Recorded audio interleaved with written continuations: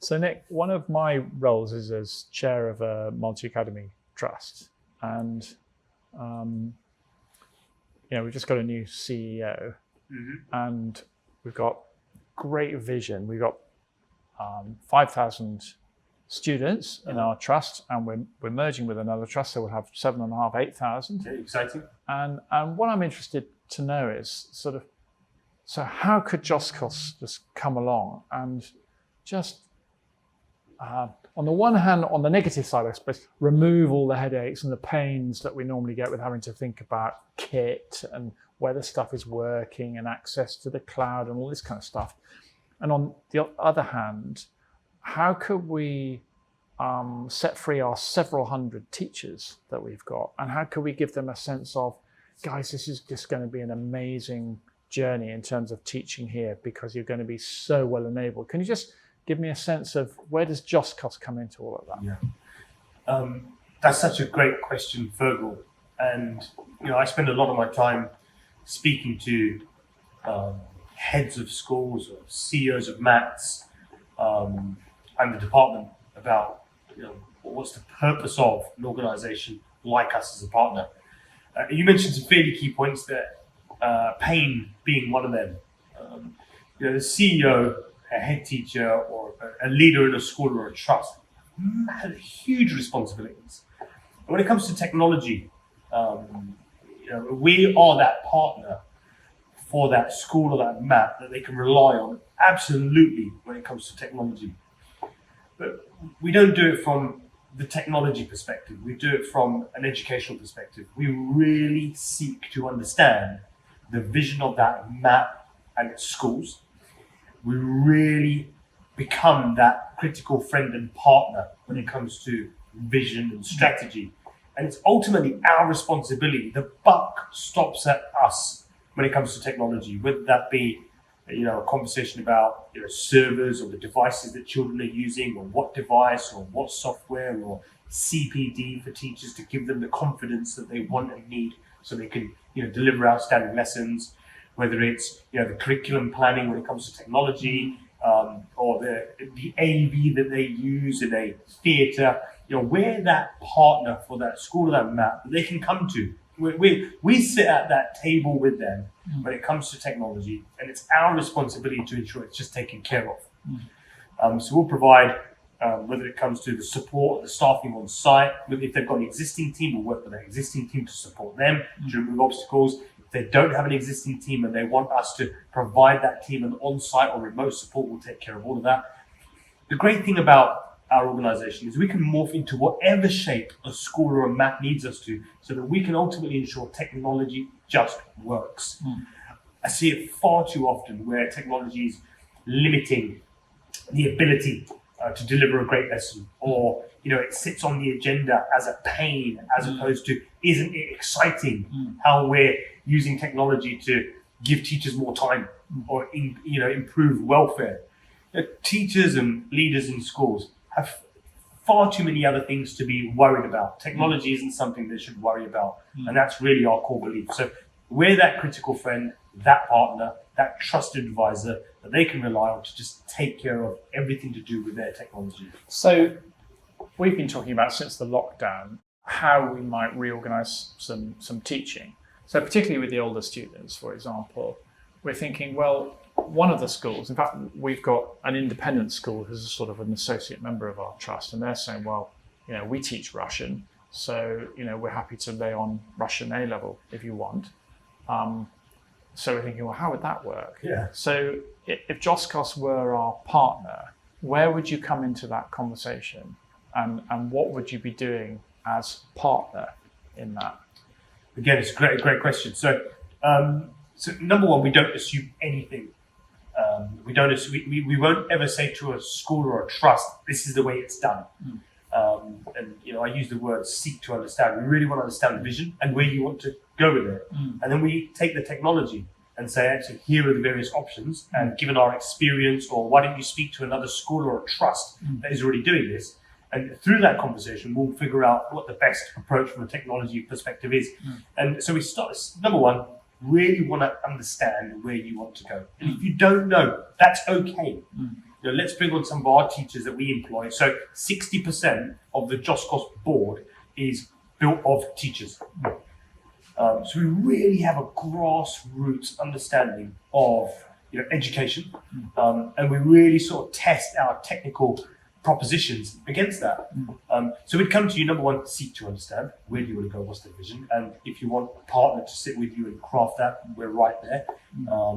We then look at where have we got experiences of which schools or trusts may have experiences of where you want to go, and can we bring them into the loop if you're up for that. And then ultimately we'd work with you to design a way to make that happen. And ultimately it wouldn't be here's the technology, see you later. It's okay, here's the technology, and then how do we really make sure it delivers? So our teachers who have grassroots understanding, they've spent time in classrooms delivering lessons, so the empathy is there, they get it. They'll be able to share those war stories of when technology doesn't work and this is how they did it.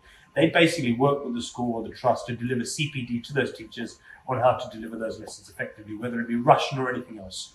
I think the other great thing is we don't manufacture anything other than services and solutions. So the clue is in the company name. When I started it, we came up with the name JOSCOS because we had a training company. We started life as a education company, and then we added the technology. And the name I also added was solutions. So JOSCOS Solutions, the clue is in the name.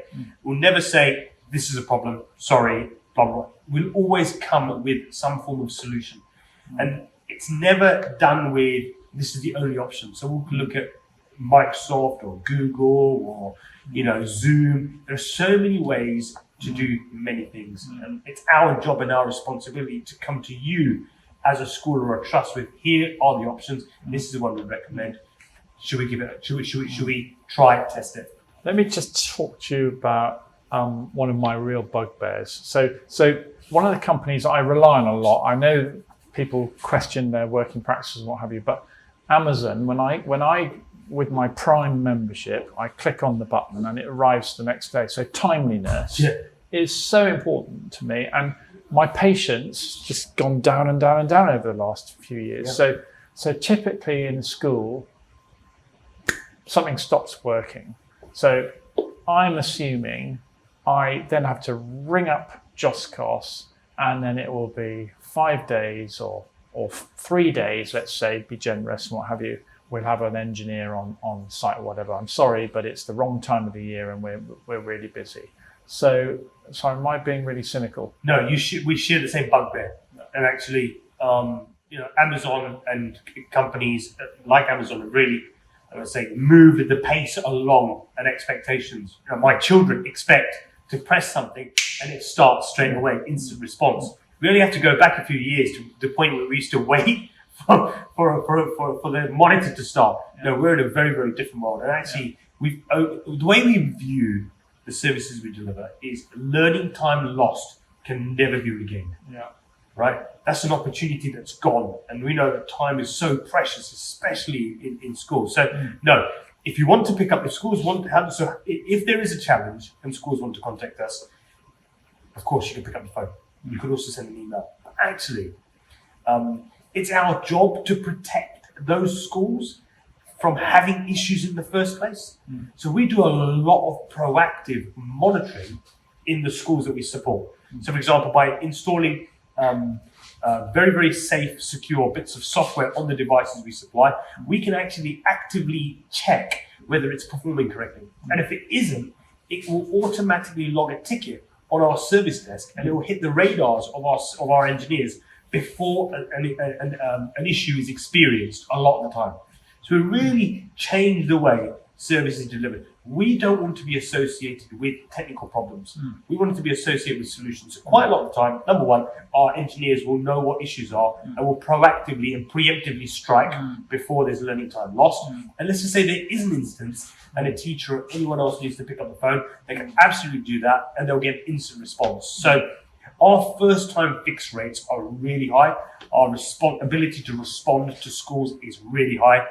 And from day one, I started the services from with this very, very simple mindset. Unless we could get an engineer there within 2 hours, without the use of a helicopter, because we don't own any of those, we just would say to a school, sorry, we can't support you yet, but as we continue to grow and scale. Over the last 20 years, we've now become a national company, and we've got engineers across the UK. We've got people in schools or locally to schools. So expect an engineer the same day if you needed one, but with the remote tools we've got, quite often we preemptively strike, and if we needed to access your system, within minutes, you'd have an engineer accessing the system and resolving the issue. Well, that's reassuring, because I've always found, I work with a number of different organisations. It's always the schools one where the IT has been least. It's either been the clunkiest, where I have to click through 3 things to get onto the network or whatever, or it's just the least kind of effective. Yeah, and I found that early on that schools were getting a raw deal. So if there was an accountancy practice or a solicitors that needed support in a school, quite often it would be the business that got the support. And I thought to myself, that's just not right. Yeah. So we only work in education, as you know, and we've stayed very true to that. So we only work in schools. We really understand schools. We make it our job to understand schools. So there's no, do we support the business or do we support that teacher? No, we immediately. And we also look at technology in different ways. So I've already mentioned to you about learning time lost can never be regained. That is so flows through the blood and the veins of JOSCOS. But let's not look at it from a negative perspective. How can we inspire confidence? So we try to avoid the learning time lost in the first place. Yeah, it's just sacrosanct. The other thing is we don't limit ourselves to the technology we work with. So we work with most major vendors, and we really seek to understand what they do. And the question we ask technology providers, let's say whether it's a Microsoft or Google or Dell or HP, we ask them really upfront, what difference can your technology make to education? Don't tell us about the bits and the bobs, and of course we expect you to do that, but how are you really adding value? And unless that can be demonstrated, we just don't go there. So we really take a good solid look from an education perspective, and that's why we've built a business that serves schools solely serves schools. Yeah. So I'm getting from that you just put the mindset of the kind of the school teacher, the school business manager who's trying to get all the numbers sorted out, the school head, the CEO, and you're trying to almost embody them and making sure that everything's going to be done on time. You're going to fix problems before they know that they've got them. A lot of the time, a lot of problems are fixed before the problems have happened. And I think where we could probably improve as an organisation is just share even more where that happens. Yeah. We just see it as part of our job. It's just what we do. Yeah. But a lot of the time that's and you're saying you will be giving the service standards, same service standards as you would expect in a leading law company. Absolutely. And there's no way in which, because you're a school or a group of schools, you're going to be getting a second rate. Yeah, if not more, Fergal, actually, we see it as that teacher in a classroom that may have 30 learners, or remotely teaching, delivering a blended learning session. If that teacher is having challenges, that immediately affects circa 30 learners, and ultimately affects that teacher's confidence. So we don't look at it as one user having an issue. We look at at least 31 users. Children and the teacher having an issue, minimum. So we probably give more priority than we would someone. Because I see the way technology would be going would be firstly giving you a lot more flexibility in what you can teach. Yep. If you've got a brilliant physics teacher who is located in Dublin, well, plug into her and get her lessons beamed across. If that's the deal that you've got. Yep. Or if you want to measure the rate of learning for each learner in your classroom, you can do that on their homework, for example. You can do that and you can get the report. So I can see that teachers, having gone through lockdown, may be starting to be a little bit more adventurous and a little bit more confident in seeing what technology can do. I can see that a company like JOSCOS can come along and actually facilitate all of that and give that confidence. I think that facilitation point is really key. So the one thing I'd say to, I sit on a number of, panels and boards. The one thing I say is, if as a CEO, or message to a CEO about that is, we do provide managed services, but managed services means different things to different people. And actually, sometimes it can be a bit of a stigma attached to managed services because the way managed services were delivered by companies 10 years ago. For me, I always say to heads and leadership teams in schools and maths is talk to us and let us look at your current scenario with you and where you're at and where you could go, and let us introduce you to some schools or trusts that might be doing it differently. And ultimately, if you're spending, if IT or pain is on the agenda more often than it should be, it's potentially a great opportunity to look at the way we could deliver services. We're built to serve schools from a technology perspective that really gets education. So sounds like heavy input in terms of JOSCOS resource. So if I'm a head of a mat of 20 schools and I come along, how can I be confident that you've got the resource to be able to look after me? Okay, so it's a great question. So we already look after some of the UK's leading mats, and we also look after single school mats. No, we're really clear. If we don't feel we have the resource or we can't meet what you're looking for, we'll just be really open, and our schools and trusts know that we are really open. For us, it's not about building a business based on numbers of contracts or those sorts of things. Unless we can genuinely have a meaningful impact in the services we deliver, and we'll ask those questions, then we're really not interested. But we've slowly scaled, over the last 20 years. A lot has gone into the last 20 years. Remember, focused 100% on education. Has built this organisation. Of course, we've won. We can look at things like our multiple BET awards or industry recognitions or the amount of teachers we employ. But ultimately, the best way is for schools to speak to schools and mats to speak to other leaders of other mats. But if we can't do something, we'll say it. And as that partner, if we commit, mats can really expect us to deliver. And I'm, as most of our mats know, I'm not the kind of CEO that sits in an ivory tower somewhere in a glass office, looking at figures. No, I'm out there. I spend at least 20% of my time in classrooms, and I love it. And it's been really interesting recently because we're not visiting classrooms because of the COVID situation. So I'm picking the phone up to heads, and we're having conversations with teachers, and we're asking the question: are we adding value? Where? And we really do look in the mirror and say, look, how can we demonstrate to ourselves and to our schools that we're having a meaningful impact? And if we can't, we really look at ourselves quite openly. And you were telling me earlier that through use of the cloud now, you have been able to have staff all over the world, and I think you had somebody in Portugal, or you've got somebody in Portugal. Yes. So you're able to add to your sort of resource backup. Is that right? Yeah, absolutely. So the cloud has really given schools, and us the ability to, connect in so many other ways. That means, so for example, once upon a time, so we're having this conversation in the JOSCOS office. Usually there'd be about 50 people here. Those 50 people, we're an organisation of over 100 people. Those 50 people are now working from home, delivering services. So we've taken away the geographical boundaries. But one of the things we've also done is, because technology is always on, we've also increased the time in which our schools can receive support. So the cloud has really changed, and it will continue to challenge the way in which we do things. And what's been really reassuring is how we, even through this time, increased in what has been a pandemic globally. The amount of feedback, positive feedback we've had from our schools has skyrocketed. The amount of interactions we've had with our schools has skyrocketed because we're not having to physically travel.